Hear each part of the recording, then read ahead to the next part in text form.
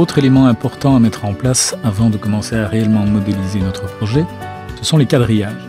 Alors, en quoi consiste un quadrillage? Il se situe au même endroit que les niveaux comme j'ai utilisé tout à l'heure. Ça va me permettre, le quadrillage, de réaliser des alignements, notamment par exemple pour un alignement de structure, un alignement de poutres ou des alignements de façades, d'axes mitoyens, etc. Ce sont des repères graphiques qui seront visibles dans toutes les vues en plan. Ce sont des réels éléments 3D. Alors, comment créer un quadrillage? Je vais me mettre en vue en plan. Je vais cliquer sur la commande quadrillage et je vais simplement cliquer 2 points. Alors, là, j'ai donc à ma disposition un premier quadrillage qui est nommé 1 et qui a une emprise en plan ici. Alors, de la même manière que pour les niveaux, vous vous rappelez que l'appellation des niveaux était plus ou moins automatique. Et bien de la même manière ici, et vous voyez que j'ai ici beaucoup d'analogies avec la création des niveaux, notamment au niveau de l'alignement 3D ici et de cette fameuse cote temporaire.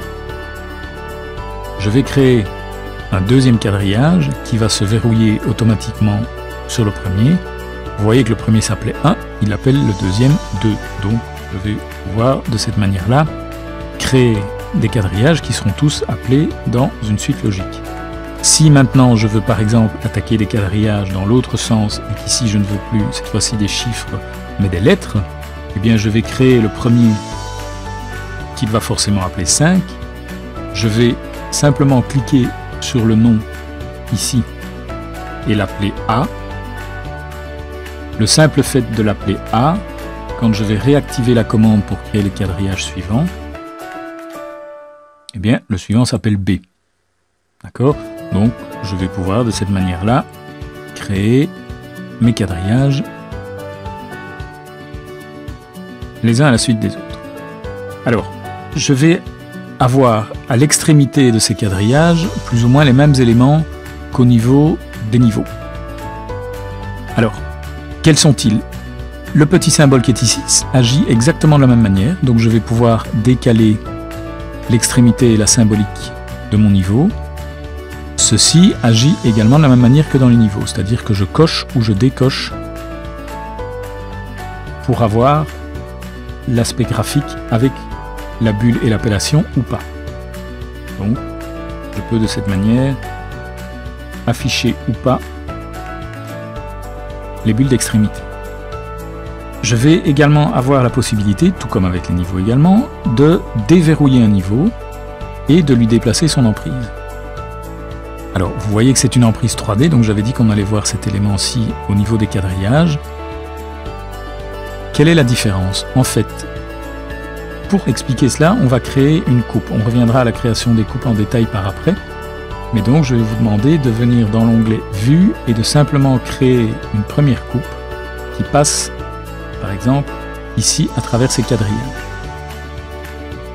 Voilà. J'ai donc une coupe qui passe par les quadrillages A, B, C, D.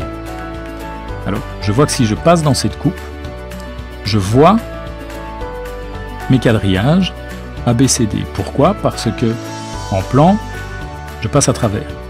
Si maintenant je prends par exemple l'axe C et je prends son emprise 3D, je déverrouille, et que je ramène, mais cette fois-ci au-delà de la coupe, si je repasse maintenant dans ma coupe, je vois que l'axe C a disparu. Donc je vais pouvoir de cette manière gérer le fait que certains quadrillages sont visibles ou pas dans des coupes ou dans des élévations. De la même manière, je vais pouvoir gérer le fait qu'un quadrillage est visible dans une vue en plan ou pas. Alors, comment je vais faire ça? Eh bien, simplement, je vois que ici, en plan, je l'ai ramené ici, donc forcément ce quadrillage n'est plus visible dans la coupe. Eh bien, au niveau des vues en plan, si je vais dans le niveau 2, je vois tous mes axes.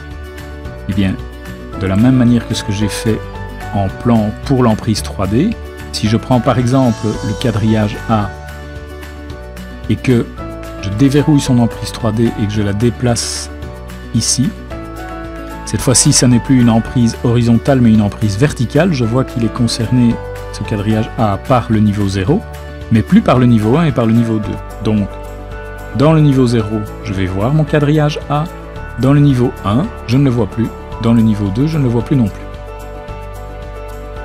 Voilà. Donc ça, c'est une manière de gérer l'affichage de ces axes. Donc je vais amener ceci. Maintenant, un autre cas de figure, je pourrais par exemple désirer que ce quadrillage graphiquement dans cette coupe n'apparaisse que jusque-là, mais ce n'est que graphique, je souhaiterais voir malgré tout l'axe A dans les vues en plan du niveau 1 et du niveau 2. Vous voyez que pour l'instant, j'agis sur l'emprise 3D de l'axe. Donc, comme je l'ai fait tout à l'heure, en faisant ça, je modifie l'emprise 3D qui va rendre cet axe visible ou pas dans une vue en plan. Si je clique sur ce petit symbole 3D, je vois qu'il se transforme en un symbole 2D. Et le symbole qui était là, qui était un cercle évidé, donc si je reviens en 3D, vous voyez que j'ai un cercle évidé qui représente l'emprise 3D de l'axe. Si je passe en 2D, vous voyez que c'est un petit point bleu. Si maintenant je déplace ceci vers le bas, quelle est la particularité? Cet axe-là, je vois que j'ai une emprise 3D unique avec un cercle évidé. Si je sélectionne l'axe A, je vois que j'ai bien une extrémité avec une petite boule bleue 2D, mais je vois que l'emprise 3D, elle est restée accrochée ici. Ce qui va me permettre de garder la visualisation de mon axe A dans le niveau 1 et dans le niveau 2, alors que graphiquement dans cette coupe, il n'y est plus. Si je repasse maintenant en niveau 1, et en niveau 2, je vois que cet axe est de nouveau apparu. Voilà, donc ça c'est ce qui va me permettre de gérer tant en plan qu'en coupe ou en élévation, la visualisation des axes sur base de ce symbole 3D ou 2D.